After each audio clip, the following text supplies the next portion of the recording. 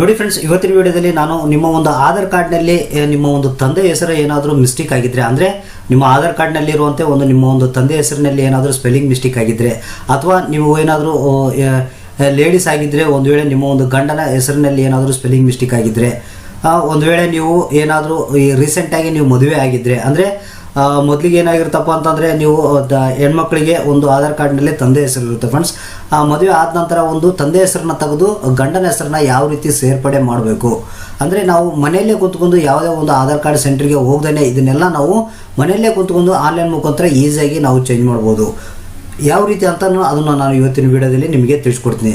ಕೆಲವೊಂದು ಸಲ ಏನಾಗುತ್ತಪ್ಪ ಅಂತಂದರೆ ಒಂದು ಆಧಾರ್ ಕಾರ್ಡ್ನಲ್ಲಿ ನೀವು ನೋಡ್ತಿರ್ಬೋದು ಫ್ರೆಂಡ್ಸ್, ಒಂದು ಮಗ ಇರ್ತಾನೆ, ಅದ್ರ ಕೆಳಗಡೆ ಸನ್ ಆಫ್ ಬರೋ ಬದಲು ವೈಫ್ ಆಫ್ ಬಂದುಬಿಟ್ಟಿರ್ತೈತಿ, ಒಂದು ಅಥವಾ ಕೇರ್ ಆಫ್ ಬರೋ ಬದಲು ಇನ್ನೂ ಏನೋ ಬೇರೆ ಸನ್ ಆಫ್ ಬಂದುಬಿಟ್ಟಿರ್ತೈತಿ. ಆ ಥರ ಎಲ್ಲ ಪ್ರಾಬ್ಲಮ್ ಆಗಿರುತ್ತೆ ಫ್ರೆಂಡ್ಸ್. ಅಂದರೆ ಮೇಲೆ ಒಂದು ಮಗನ ಹೆಸರು ಇದ್ದು ಕೆಳಗಡೆ ಸನ್ ಆಫ್ ಇದ್ದು ಆಮೇಲೆ ತಂದೆ ಹೆಸರು ಇರುತ್ತೆ ಫ್ರೆಂಡ್ಸ್. ಅಂಥದ್ದಲ್ಲಿ ಸನ್ ಆಫ್ ಹೋಗಿ ವೈಫ್ ಆಫು ಕೇರ್ ಆಫು ಈ ಥರ ಎಲ್ಲ ಪ್ರಾಬ್ಲಮ್ ಆಗಿರುತ್ತೆ ಫ್ರೆಂಡ್ಸ್.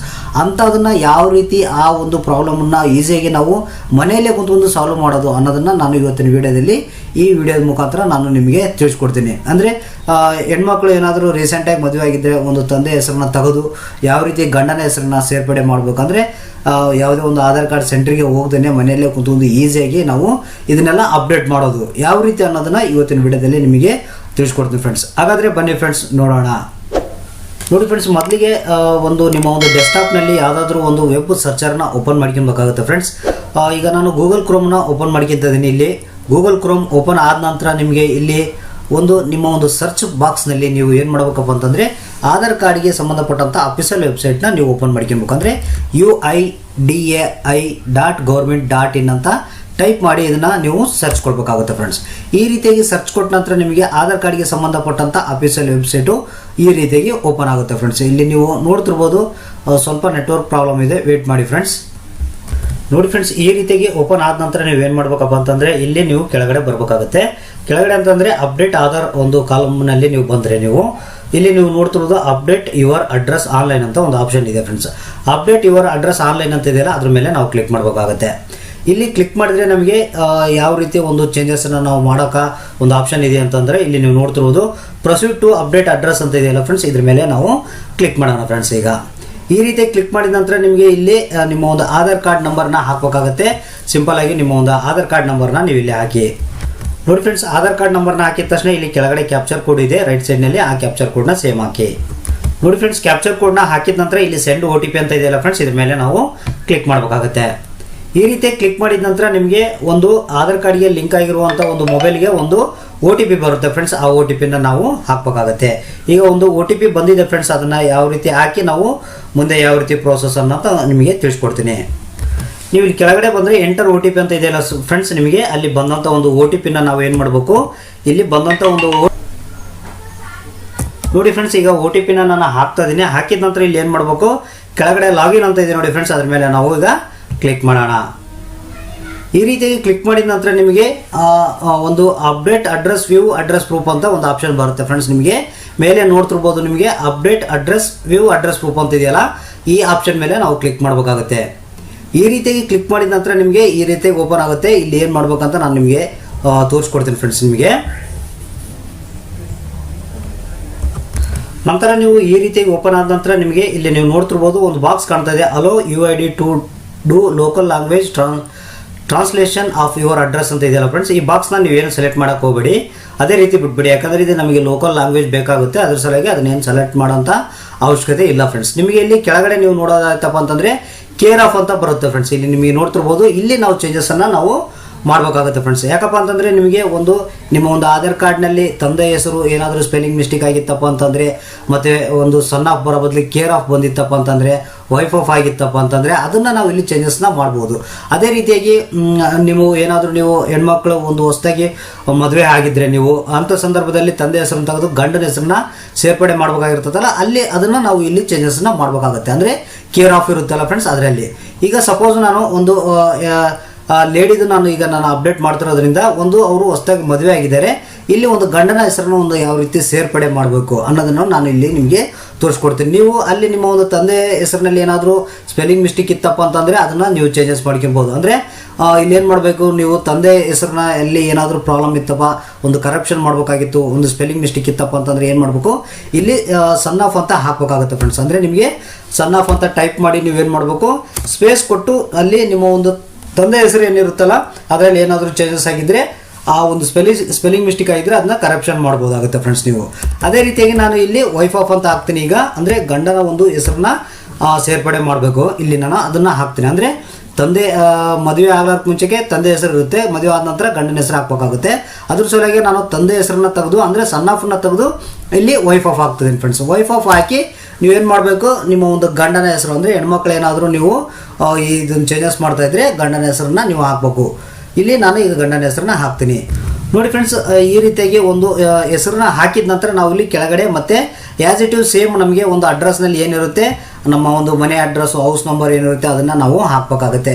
ಇಲ್ಲಿ ನೀವು ನೋಡ್ತಿರ್ಬೋದು ಮೇಲೆ ನಿಮಗೆ ಒಂದು ಇಂಗ್ಲೀಷ್ನಲ್ಲಿ ಹಾಕಿದ ತಕ್ಷಣ ಒಂದು ಲೋಕಲ್ ಲ್ಯಾಂಗ್ವೇಜ್ ನಿಮ್ದು ಏನಿರುತ್ತೆ ಅದು ಲೋಕಲ್ ಲ್ಯಾಂಗ್ವೇಜ್ನಲ್ಲಿ ಕೂಡ ನಿಮಗೆ ಒಂದು ಕರೆಕ್ಟಾಗಿ ಕನ್ವರ್ಟ್ ಆಗುತ್ತೆ ಫ್ರೆಂಡ್ಸ್. ಅದೇ ರೀತಿಯಾಗಿ ಈಗ ಹೌಸ್ ನಂಬರನ್ನು ನಾವು ಹಾಕೋಣ.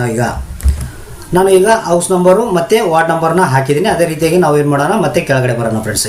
ಇಲ್ಲಿ ಕೆಳಗಡೆ ಬಂದರೆ ಸ್ಟ್ರೀಟ್ ಕೇಳುತ್ತೆ, ಅಂದರೆ ನಿಮ್ಮ ಒಂದು ಅಡ್ರೆಸ್ನಲ್ಲಿರುವಂತೆ ಏನಿದೆ ಅದನ್ನು ಕರೆಕ್ಟಾಗಿ ಹಾಕಬೇಕಾಗುತ್ತೆ ನಾವು. ಇಲ್ಲಿ ನಾನು ಏರಿಯಾದ್ದು ಕೂಡ ನಾನು ಹಾಕಿದ್ದೀನಿ. ಇಲ್ಲಿ ಏರಿಯಾ ನಿಮ್ಮ ಒಂದು ಏರಿಯಾ ಮತ್ತು ಯಾವ್ದು ರೋಡ್ ಬರುತ್ತೆ ಅಂತ ನೀವು ಹಾಕಬೇಕಾಗುತ್ತೆ. ನಂತರ ಅದೇ ರೀತಿ ನಾವು ಮತ್ತೆ ಕೆಳಗಡೆ ಬಂದರೆ ನಿಮಗೆ ಇಲ್ಲಿ ನಿಮ್ಮ ಊರು ಲೋಕಾಲಿಟಿ ಯಾವುದು ಅಂತ ನೀವು ಇಲ್ಲಿ ಎಂಟ್ರಿ ಮಾಡಬೇಕಾಗುತ್ತೆ.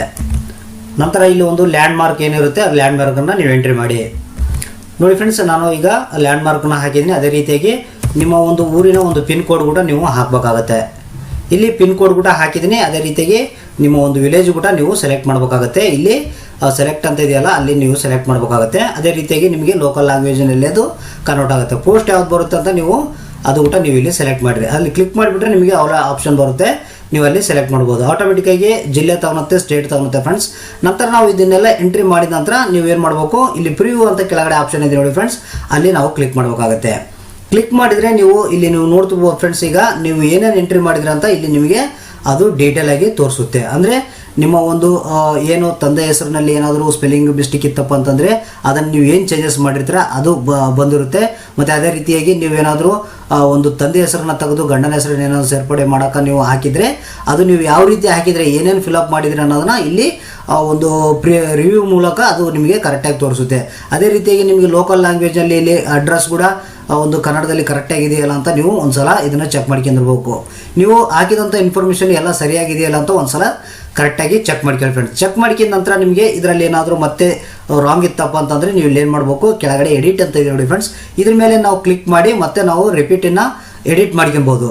ಇಲ್ಲಪ್ಪ ಅಂತ ಇದು ಕರೆಕ್ಟಾಗಿ ಐತಪ್ಪ ಅಂತಂದರೆ ನಾವು ಇಲ್ಲಿ ಏನು ಮಾಡಬೇಕು, ಕೆಳಗಡೆ ಒಂದು ಬಾಕ್ಸ್ ಇದೆ, I will be confirm that I have read instruction carefully and the information provided by ಅಂತ ಇದೆ ನೋಡಿ ಫ್ರೆಂಡ್ಸ್. ಒಂದು ಇನ್ಸ್ಟ್ರಕ್ಷನ್ ಇದೆ, ಅದನ್ನು ನಾವು ಏನು ಮಾಡಬೇಕು, ಅದನ್ನು ಬಾಕ್ಸ್ನ ಹಿಂಗೆ ಸೆಲೆಕ್ಟ್ ಮಾಡ್ಕೊಂಡು ನಾವು ಇಲ್ಲಿ ಏನು ಮಾಡಬೇಕು, ಕರೆಕ್ಟಾಗಿದೆಯಪ್ಪ ಇನ್ನೇನು ಸಬ್ಮಿಟ್ ಮಾಡ್ಬೋದು ಅಂತಂದರೆ ಈ ಬಾಕ್ಸ್ನ ಸೆಲೆಕ್ಟ್ ಮಾಡ್ಕೊಂಡು ನಾವು ಸಬ್ಮಿಟ್ ಅಂತ ನಾವು ಕ್ಲಿಕ್ ಮಾಡಬೇಕಾಗುತ್ತೆ ಫ್ರೆಂಡ್ಸ್. ಸಬ್ಮಿಟ್ ಅಂತ ನಾವು ಕ್ಲಿಕ್ ಮಾಡಿದ ನಂತರ ನಿಮಗೆ ಏನು ಮಾಡುತ್ತೆ, ಇದು ಒಂದು ಡಾಕ್ಯುಮೆಂಟನ್ನು ಅಪ್ಲೋಡ್ ಮಾಡ್ಬೇಕಂತ ಕೇಳುತ್ತೆ ಫ್ರೆಂಡ್ಸ್. ನಿಮಗೆ ಇಲ್ಲಿ ನೀವು ನೋಡ್ತಿರ್ಬೋದು ಒಂದು ಅದಕ್ಕೆ ತಕ್ಕಂತೆ ಅಂದರೆ ಸಪೋರ್ಟಿಂಗ್ ಡಾಕ್ಯುಮೆಂಟ್ ಅಂತಾರಲ್ಲ ಫ್ರೆಂಡ್ಸ್, ಆ ಒಂದು ಡಾಕ್ಯುಮೆಂಟ್ನ ನಾವು ಅಪ್ಲೋಡ್ ಮಾಡಬೇಕಾಗುತ್ತೆ. ಅಂದರೆ ಅಡ್ರೆಸ್ಗೆ ಸಂಬಂಧಪಟ್ಟಂತೆ ಇರುವಂಥ ಒಂದು ಡಾಕ್ಯುಮೆಂಟ್. ಅಂದರೆ ಇಲ್ಲಿ ಸೆಲೆಕ್ಟ್ ಅಂತ ಇದೆಯಲ್ಲ, ಇಲ್ಲಿ ನೀವು ಕ್ಲಿಕ್ ಮಾಡಿದರೆ ಯಾವ ಡಾಕ್ಯುಮೆಂಟ್ ಅಂತ ನಿಮಗೆ ತೋರಿಸ್ತಾವೆ. ಪಾಸ್ಪೋರ್ಟ್ ಇದ್ದರೆ ಪಾಸ್ಪೋರ್ಟ್ನ ಹಾಕ್ಬೋದು, ಬ್ಯಾಂಕ್ ಸ್ಟೇಟ್ಮೆಂಟ್ ಇತ್ತಪ್ಪ ಅಂದರೆ ಬ್ಯಾಂಕ್ ಸ್ಟೇಟ್ಮೆಂಟು, ಅಥವಾ ಪಾಸ್ಬುಕ್ ಇತ್ತಂದರೆ ಪಾಸ್ಬುಕ್ಕು, ಪೋಸ್ಟ್ ಆಫೀಸ್ನಾಗ ಏನಾದರೂ ಅಕೌಂಟ್ ಇತ್ತಪ್ಪ ಅಂದರೆ ಅಕೌಂಟ್ ಸ್ಟೇಟ್ಬುಕ್ಕು ಅಥವಾ ಪಾಸ್ಬುಕ್ಕು, ರೇಷನ್ ಕಾರ್ಡ್ ಇತ್ತಂದರೆ ration card, voter I D card ಇತ್ತಂದರೆ voter I D card, driving licence, ಅದೇ ರೀತಿಯಾಗಿ ಎಲೆಕ್ಟ್ರಿಸಿಟಿ ಬಿಲ್ಲು, ಮತ್ತು ಇಲ್ಲಿ ನೀವು ನೋಡ್ತಿರ್ಬೋದು ಕ್ರೆಡಿಟ್ ಕಾರ್ಡ್ ಸ್ಟೇಟ್ಮೆಂಟು,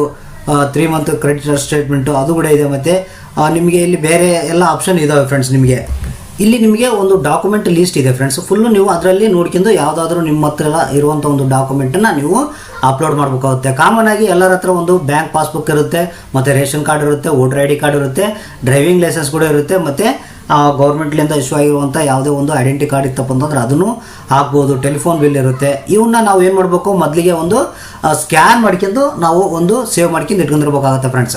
ಇಲ್ಲಿ ನಾನು ಏನು ಮಾಡ್ತೀನಿ, ಬ್ಯಾಂಕ್ ಪಾಸ್ಬುಕ್ಕನ್ನು ನಾನು ಇಲ್ಲಿ ಸೆಲೆಕ್ಟ್ ಮಾಡ್ಕೊತೀನಿ. ಈಗ ಬ್ಯಾಂಕ್ ಪಾಸ್ಬುಕ್ನ ಸೆಲೆಕ್ಟ್ ಮಾಡಿದ ತಕ್ಷಣ ನಾವು ಇಲ್ಲಿ ಏನು ಮಾಡೋಣ, ಇಲ್ಲಿ ನಂತರ ಅಪ್ಲೋಡ್ ಡಾಕ್ಯುಮೆಂಟ್ ಅಂತ ಇದೆಯಲ್ಲ ಫ್ರೆಂಡ್ಸ್, ಅದ್ರ ಮೇಲೆ ನಾವು ಕ್ಲಿಕ್ ಮಾಡಿ ಇದನ್ನು ಅಪ್ಲೋಡ್ ಮಾಡಬೇಕಾಗುತ್ತೆ. ಇಲ್ಲಿ ನೀವು ನೋಡ್ತಿರೋದು ಮ್ಯಾಕ್ಸಿಮಮ್ ಫೈಲ್ ಏನಿದೆ ಅಂದರೆ ಡಾಕ್ಯುಮೆಂಟ್ 2 MB ಒಳಗಡೆ ಇರಬೇಕು. ಮತ್ತು ಇದು JPEG ಫಾರ್ಮ್ಯಾಟು ಮತ್ತು PNG ಫಾರ್ಮ್ಯಾಟು, PDF ಫಾರ್ಮ್ಯಾಟು, ಇವು ಮೂರರಲ್ಲಿ ಯಾವುದಾದ್ರೂ ಒಂದು ಫಾರ್ಮ್ಯಾಟ್ನಲ್ಲಿ ಇದ್ರೂ ಕೂಡ ನಡೆಯುತ್ತೆ ಫ್ರೆಂಡ್ಸ್. ನಾನೀಗ ಇಲ್ಲಿ ಒಂದು ಪಾಸ್ಬುಕ್ಕನ್ನು ನಾನು ಇಲ್ಲಿ ಆಲ್ರೆಡಿ ಸ್ಕ್ಯಾನ್ ಮಾಡ್ಕೊಂಡು ಸೇವ್ ಮಾಡ್ಕೊಂಡು ಇಟ್ಕೊಂಡಿದ್ದೀನಿ. ಅದನ್ನು ನಾನು ಈಗ ಅಪ್ಲೋಡ್ ಮಾಡ್ತೀನಿ. ಅದು 2 MB ಒಳಗಡೆ ಇರಬೇಕಾಗುತ್ತೆ ಫ್ರೆಂಡ್ಸ್, ನೀವು ಕಂಪಲ್ಸರಿ ನೋಡ್ಬೋದು.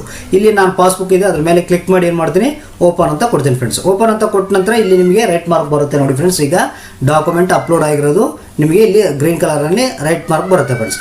ನಂತರ ನಾವು ಇಲ್ಲಿ ಏನು ಮಾಡಬೇಕು, ಡಾಕ್ಯುಮೆಂಟ್ ಅಪ್ಲೋಡ್ ಮಾಡಿದ ತಕ್ಷಣ ಇಲ್ಲಿ ಏನು ಮಾಡಬೇಕು, ಕೆಳಗಡೆ ಸಬ್ಮಿಟ್ ಅಂತ ಇದೆ ನೋಡಿ ಫ್ರೆಂಡ್ಸ್, ಆ ಸಬ್ಮಿಟ್ ಬಟನ್ ಮೇಲೆ ನಾವು ಕ್ಲಿಕ್ ಮಾಡಬೇಕು. ಈಗ ಸಬ್ಮಿಟ್ ಬಟನ್ ಮೇಲೆ ನಾವು ಕ್ಲಿಕ್ ಮಾಡೋಣ. ಈ ರೀತಿಯಾಗಿ ಸಬ್ಮಿಟ್ ಬಟನ್ ಮೇಲೆ ಕ್ಲಿಕ್ ಮಾಡಿದ್ರೆ your update request process is complete successfully ಅಂತ ಬರುತ್ತೆ ಫ್ರೆಂಡ್ಸ್. ನಿಮಗೆ ಅಂದರೆ ನೀವು ಅಪ್ಡೇಟ್ ಮಾಡಿರೋದು ಸಕ್ಸಸ್ಫುಲಿ ಅಂತ ಬರುತ್ತೆ. ನಂತರ ಇಲ್ಲಿ ನಿಮಗೆ ಒಂದು URN ನಂಬರ್ ಅಂತ ಬರುತ್ತೆ ಫ್ರೆಂಡ್ಸ್. ಇದನ್ನು ನೀವು ನೋಡ್ತಿರ್ಬೋದು. ಇಲ್ಲಿ ಇದನ್ನು ಒಂದು ಕಡೆ ನೀವು ಬರೆದಿಟ್ಕೊಂಡ್ರೆ ಚೆನ್ನಾಗಿರುತ್ತೆ ಅಂತಲೇ ಹೇಳ್ಬೋದು ಫ್ರೆಂಡ್ಸ್ ನಾವು.